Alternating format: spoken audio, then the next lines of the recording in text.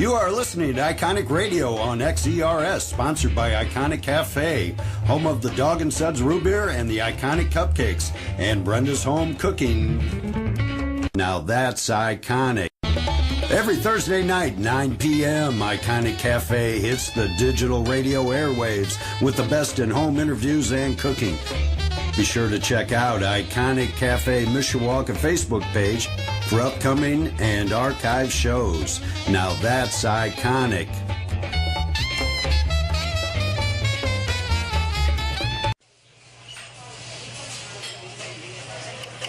Hey, welcome everybody. We're on the air tonight at Iconic Radio. Got a very special guest tonight, Tom Russell. Tom, glad to have you on. How you doing? I'm getting really stoked about this. Oh, great. Let me go over some stuff for Bill McDonald. Of course, he's the owner of XERS, and always appreciate, Bill, the opportunity to put this together. Of course, at the Phoenix, these are the sponsors for XERS. Thursday night is open mic. Friday will be Out by 8, and Saturday will be Drive. That's over at the Phoenix. Five-Star Dive Bar will have open mic on Thursday night. Friday, big night, P.S. Dump Your Boyfriend. And Saturday, another big night, the Smash Kings. And tonight, of course, you listened to John Lennon interview, which was fantastic all week. We wish the best to John. Iconic Radio, and I asked Bill we can stay over too, so if we're still going after 10 o'clock, please stay tuned. And then tonight on Radio Classics, Radio Theater, it's Dark Victory, starring Betty Davis and Spencer Tracy. So I got my job done for Bill. And Tom, like I said, I got your book. I've met you just 2 weeks ago. Pretty much close. Yeah, it was 2 weeks ago, yeah. And I've been so impressed with you. In fact, Tom, I got his book. I read his book. It's called Finding Your True North, A Bullied Teen's Journey of Hope. So, Tom, why don't we start out, just give a little history of yourself.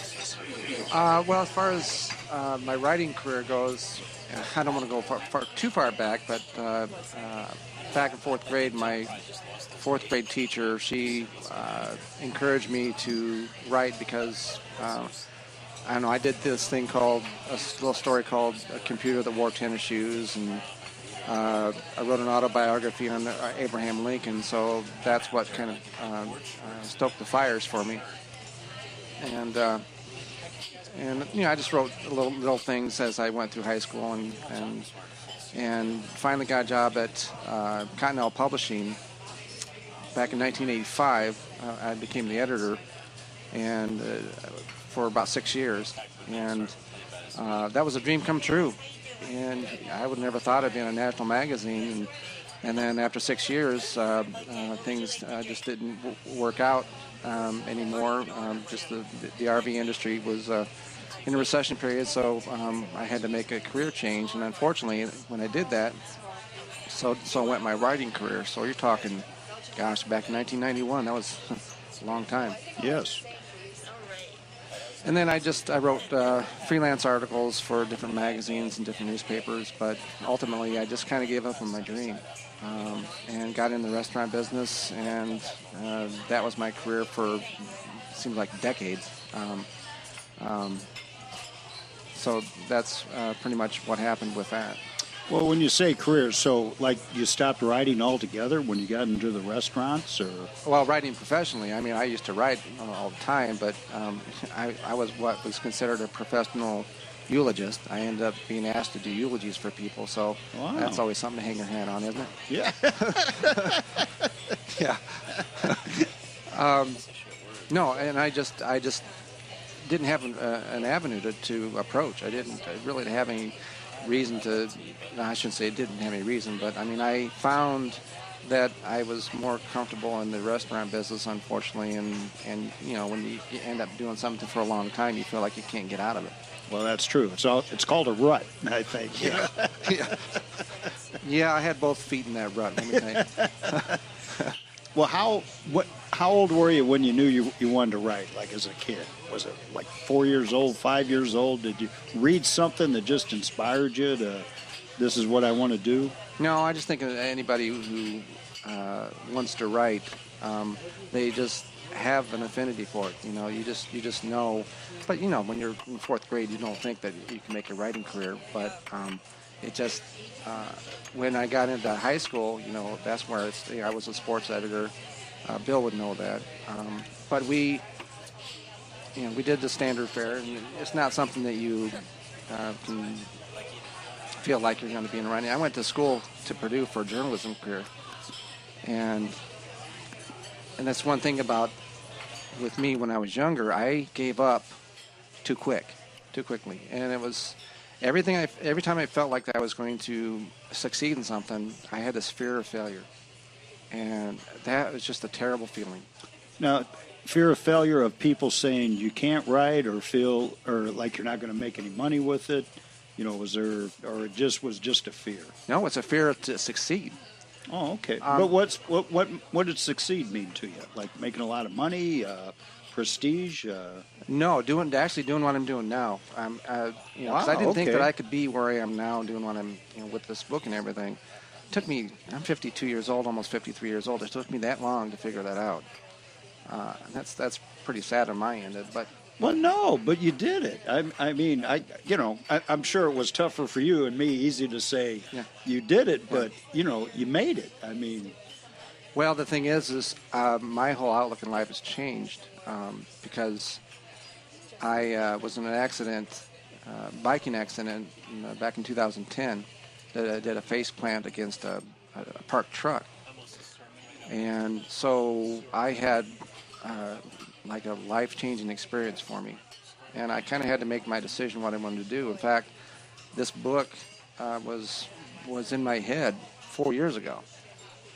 After I did it was in the biking accident, and I'll get in later how I got the inspiration for it. But I felt after that I needed to do something with my life, but just like anything else, life got in the way.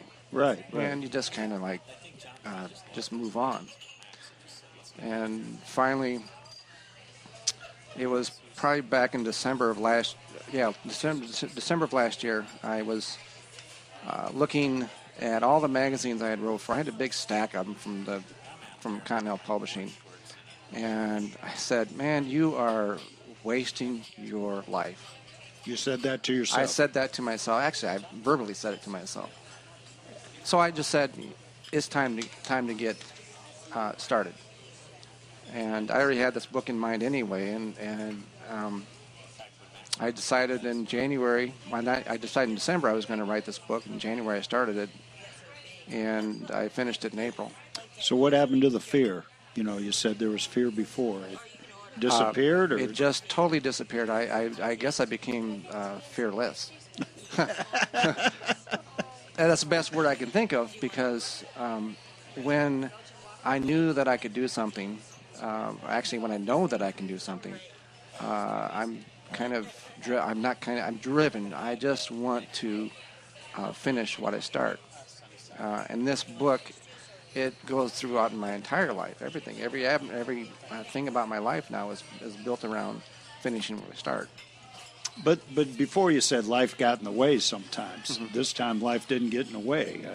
No, I'm a transport driver. I travel across the country. I deliver RVs and trucks and buses and things like that. So I took my laptop with me, and every chance I got, in the truck or RV and coming back home on Amtrak or on the plane, everywhere, in a hotel room, I just wrote and wrote and wrote.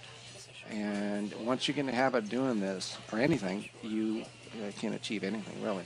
But like you said, I've been in same situations, want to do something, and, like you said, life gets in the way.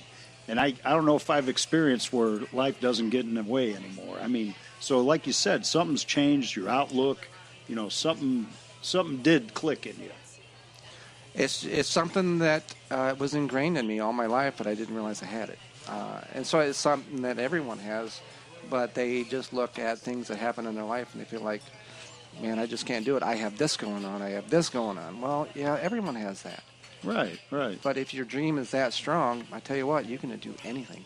I agree totally. Well, hey, that was first segment. We're going to play a little more Beatles for you. For John Lennon, we'll get back with you. Again, Tom's book is Finding Your True North, A Bullied Teen's Journey of Hope, and It'll be on sale. You can get it at Amazon and then also at Barnes & Noble, correct, tomorrow? Right. No, but get it on the music. I was playing on after the break. Okay, sounds good. Well, hey, this is Iconic Cafe, or radio, sponsored by Iconic Radio. We'll be right back shortly with Tom Russell. All right, we're back on the air with Tom Russell. Of course, that was some Beatles tunes with John Lennon on the lead on that. I apologize. We're not going to be able to do Skype tonight. Just have some technical difficulties. But I just asked Tom if he'd come back in a month, be on the show, and we'll have Skype. So I apologize to all callers. But like I said, I'll have him with a date on Facebook. We'll get him back on so you can call in for questions. And Tom, I guess I was really interested in what you talked about, your dreams. And I was wondering, was there people that inspired you, in this book that you've read about, other books that helped you push along? Well, the biggest thing is when you're around people, you try to surround yourself with positive-minded people. And I've been fortunate in the past 7 years to work with a group of people who all their life is about uplifting people. And one person in particular is Justin Most. He pulls no punches. He tells it like it is, and he will not take an answer from somebody who says they can't do something, because he just tells you like it is. He is so motivational, and whenever I talk to him, he uplifts me all the time. And I can't tell you how much I appreciate that coming from him. And it's just scores of other people and the people that I talk to all the time. You can't replace that. If you're around negative people, you're going to be negative. And so when you're around positive people, you can't help be positive. And with dreams, people think dreams are like so far off. That there's no way they can achieve. And I write, when I sign my books, like something like, dreams do not discriminate because of age or circumstance. Dreams should never hibernate. They should only motivate. And so if you live those dreams every single day, you put it in front of you every single day, there's no way you're not going to achieve it, because that's all you think about. And with this book, I can't believe all the things that have come across in this past year for me that I've dreamed of all my life, and now it's happening. But the thing is, it doesn't stop here. It doesn't stop tonight. It doesn't stop tomorrow. It's something that it's going to push me along, because I want this book to get in so many people's hands. It's not because of the money. And I think a lot of people think that might be the case, but when you write something, what I consider to be powerful, it has such an impactful message for people in general, not just kids, because I wrote it for young adults, but I've discovered that this book it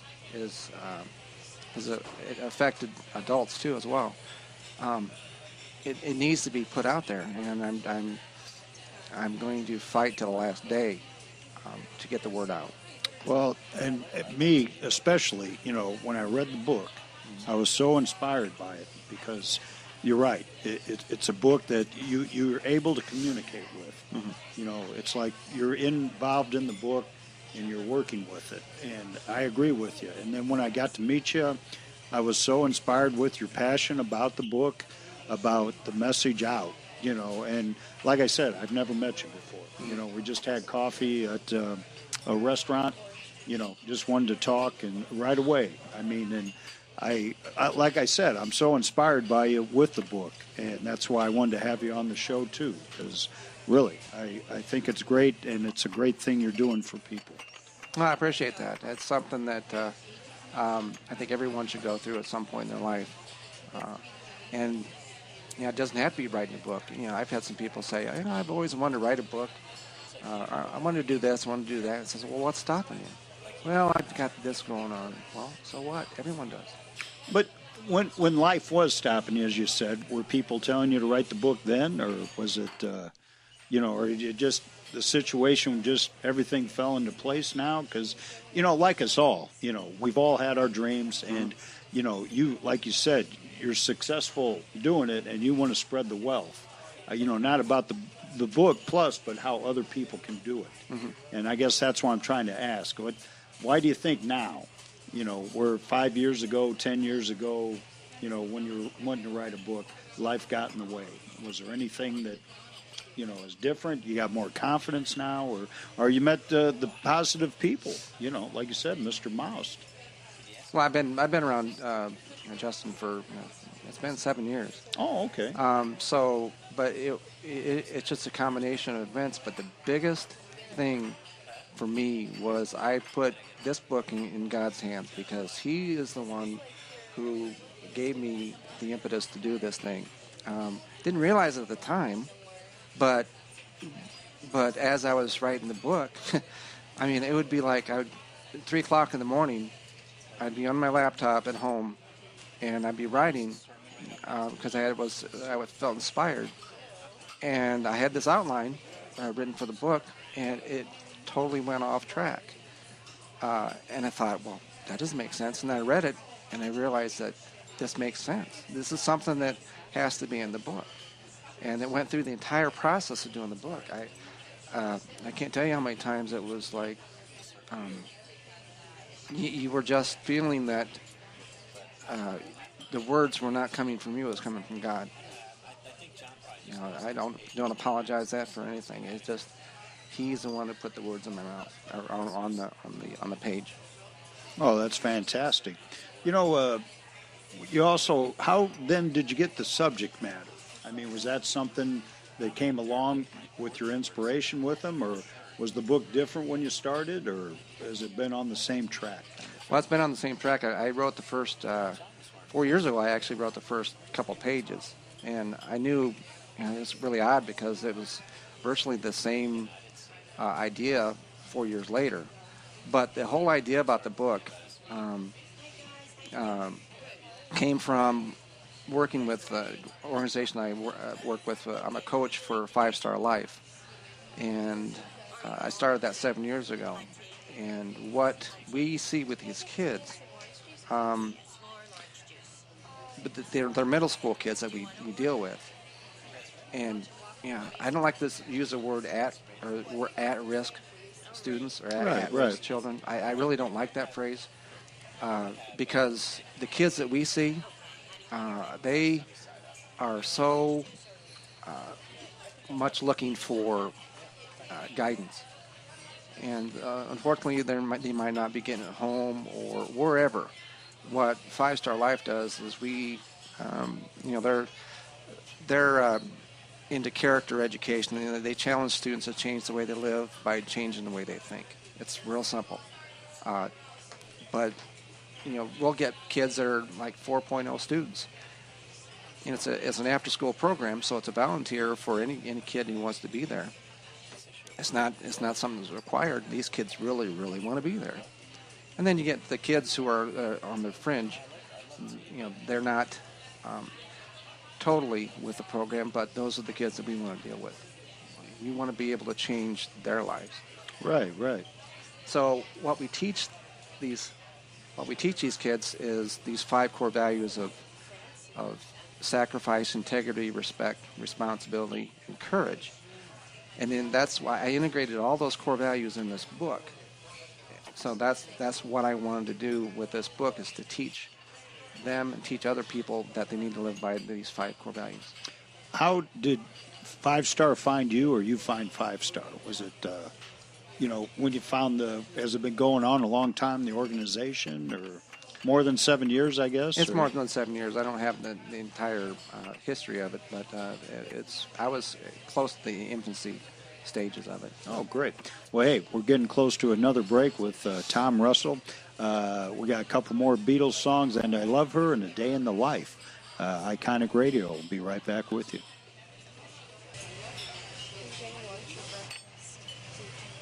All right, little Beatles, 2 of my favorite songs.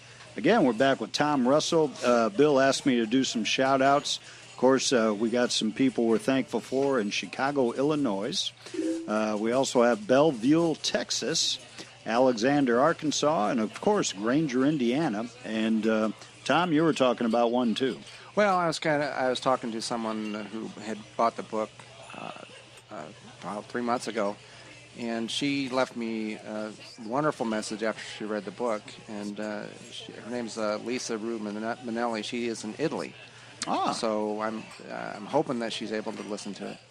Oh, I hope so too. So, well, as always in the show, when we take a break, we get in some good conversation. And of course, I'm just rattling off here. And I was talking when I read the book, what I got so much out of it was that you didn't focus on the bully. Most books you read, they focus on the bully. You focused on the person themselves, of building themselves up, of getting them strong, where the bully doesn't have any power at all. And I thought this is one of the best books, with all the bully talk, for me, because I think this is the right way. We should handle it with that. And am I on the right track with that, or is there? No, you are. And oddly enough, the book did not start out as what I consider a bully book. It started out with the 5 core values that I talked about before. And it just happened with the outline that I had. This is how it started, the bullying aspect of it. I had to put Charlie in a position where he felt he had no self-worth. And that sounds sad, but when you write a story, you have to have a dilemma. Okay, can you explain a little about Charlie? I don't want to give the book away. Oh, that's okay. Well, Charlie is a 14-year-old boy. He gets bullied in school incessantly, and particularly by one person who just won't leave him alone. He just won't let up. And he has a life at home that is dysfunctional. He's got an alcoholic father who just doesn't give him the time of day. So his self-worth was just totally off the charts. It was gone. He didn't have anything.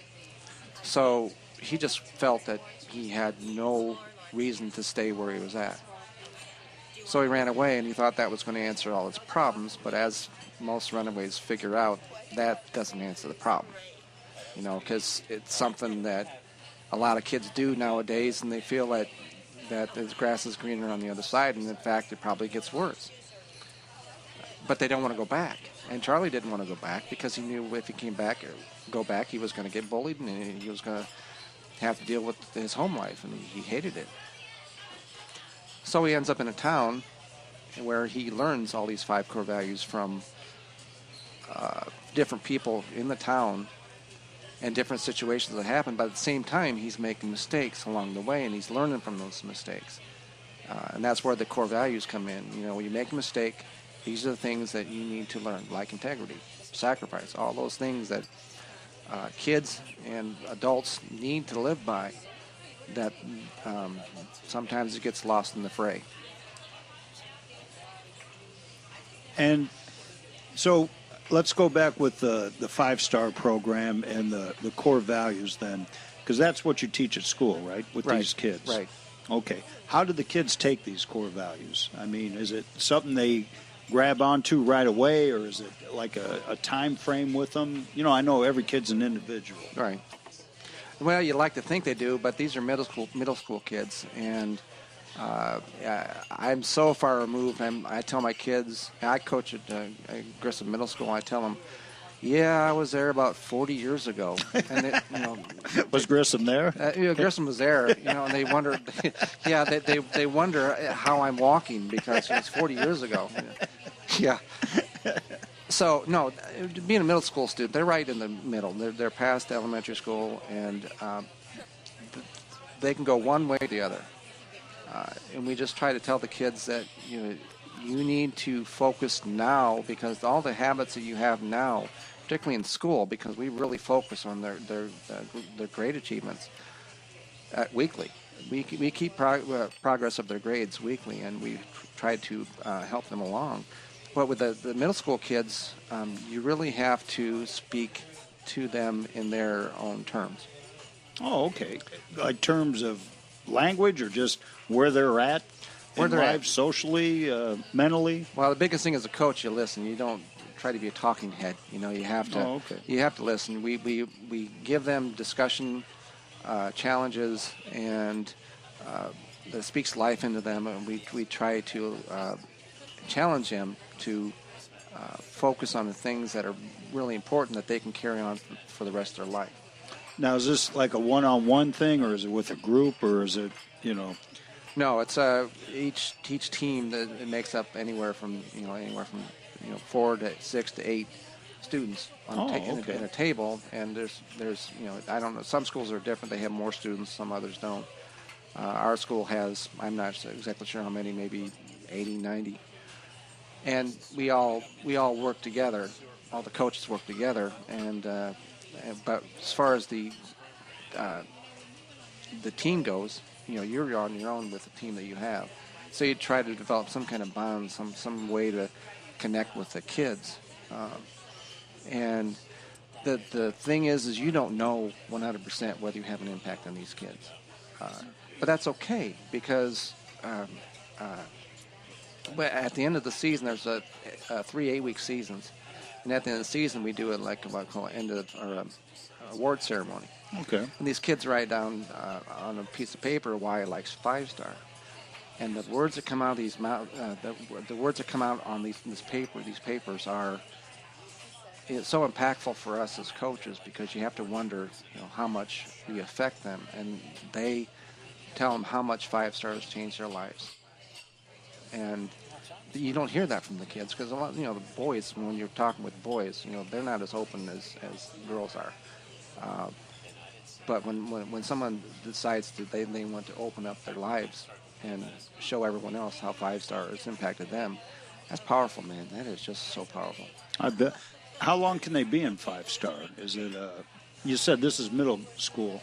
Is 5-star in high schools, or is it grade schools? Or no, it's just in high school. Oh, okay. Excuse me, I take that back. It's just in middle school. Okay. Because I think they felt that this is where we can reach the best. We can reach the kids the best.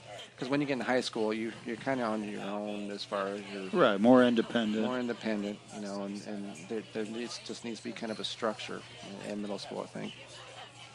How did you find 5-star? Did you try other groups to work with, or was this your first time in a kind of an organization like this, as a coach? As a coach, yeah, I wanted to be in boys and girls clubs so badly. Oh, and okay. For some reason, they didn't want me, and I can't imagine that. I'm just such a cool guy. Yeah. But I was working at a convenience store, and they came in, and we had like 5 stores, and we were selling these stars, dollar stars and 5 stars, and that was like a fundraising thing. It was for Yoder Oil, and I was the lowest volume store, but I ended up being the highest fundraiser because I attach myself to the program. And again, I'm driven. I am extremely driven, and when I'm challenged to do something, I go all out. So I really pursued it, and then I decided I wanted to take a look at the program. I went to, at that time they had an elementary school, and I saw Seth Moss speak to the group, and I said, I want to do that. So the next year I talked to them and said I wanted to be a coach. They knew I wanted to do it, so kind of the rest of it's history after that. Now, is he one of the originators? Right. Oh, great. Now, and you still keep in contact with him? Well, I'm with 5-star, so yeah, I talk to him all the time. Oh, that's great. Yeah. And so what does he do with the program? I mean, does he motivate people too, or is he...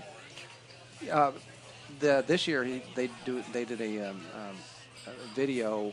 It's kind of hard to explain. You have to be there. Hey, we'll get back. I'm sorry. We're getting ready to take a break. I am the Walrus, Iconic Radio. All right, back on the air. I know it's 10 o'clock. We just got a few more minutes. Of course, Billy always wants me to talk about his sponsors. Of course, Phoenix. Tonight is open mic. Friday, Out by 8. And Saturday, Drive. The 5-Star Dive Bar will have open mic tonight. Friday, P.S. Dump Your Boyfriend. And Saturday, the Smash Kings. And, of course, the shout-out, we had your friend in Italy, correct? Chicago, Illinois, Bellevue, Texas. I don't know if I'm pronouncing that right. Alexander, Arkansas. And, of course, Granger, Indiana. And Warsaw, we just got from Billy, Warsaw. And, of course, Billy, Radio Classics tonight, a very good classic. It is the Lux Radio Theater Dark Victory, starring Betty Davis and Spencer Tracy, and it's brought to you by the Phoenix Bar and Grill. Well, T, we're going to wrap it up a little bit. One thing, though, we talked about again is about giving reviews on Amazon. Do you want to help me out with that a little bit? Right. I'm in Barnes & Noble now, and I was told by Barnes & Noble and my publisher that in order for me to get into a national program, I need to have reviews on the Amazon website where my book is. And, that's kind of a, shameless promotion, but I just basically need to have anybody who's read the book and it has an impact on them. It doesn't have to be a book, but it could be just a couple sentences, whatever you feel is in your heart that you want to write, and that's fine. And it'll go a long way. And again, I'm just really driven to do this, and then any amount of help that I can get would be great. Well, that's we were talking too. The next show we have in a month, I want you to talk about your marketing with this book, because I've known people that have written books and they get the book published, they get it in their hand, and it's like they stop, and it's almost like you have to market it. That's the most important besides the book itself. And I love the way you're doing it, and so hopefully next show we get together, we can talk about that, what the marketing skills were. Okay. And you mentioned, too, about a screenplay about the book, which I think is fantastic. What do you got going with that? Well, I've never written a screenplay before, but somebody has to start somewhere, right? I mean, yeah. Anybody's written a screenplay for the first time, it's the first time. I just am starting to research it, how to write one.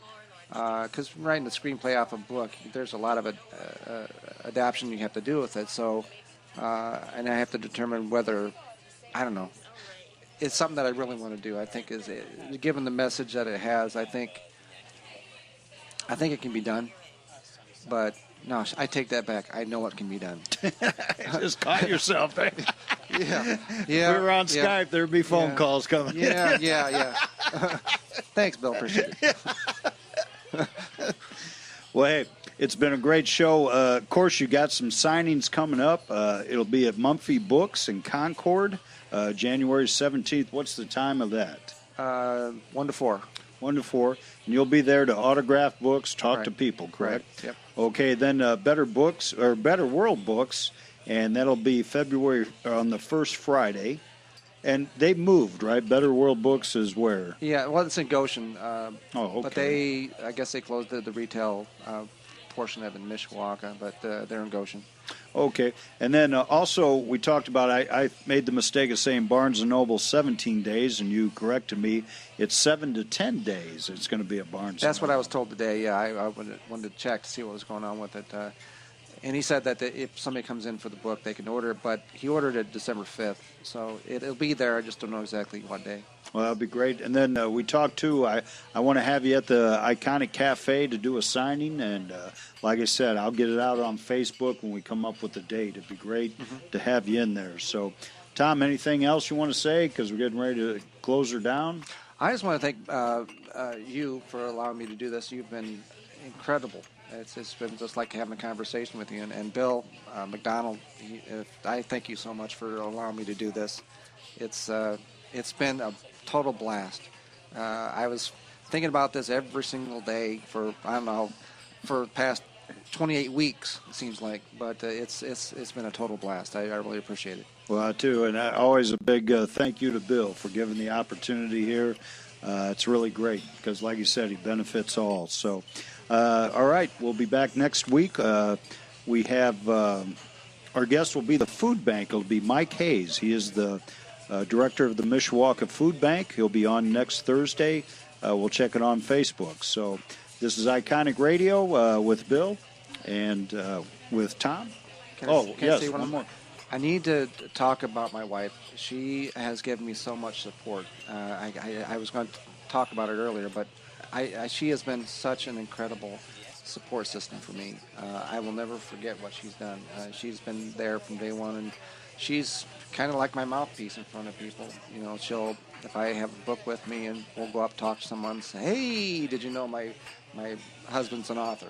You know, famous and all that sort of stuff. Oh, famous. Huh? Well, famous author. Yeah, that's no pressure there, dear. So, but she's been so incredibly supportive of everything that I've done. So I love my wife dearly, so I want to let her know. Well, that was the best of the show. All right, Iconic Radio. We'll see you next week. Have a good one.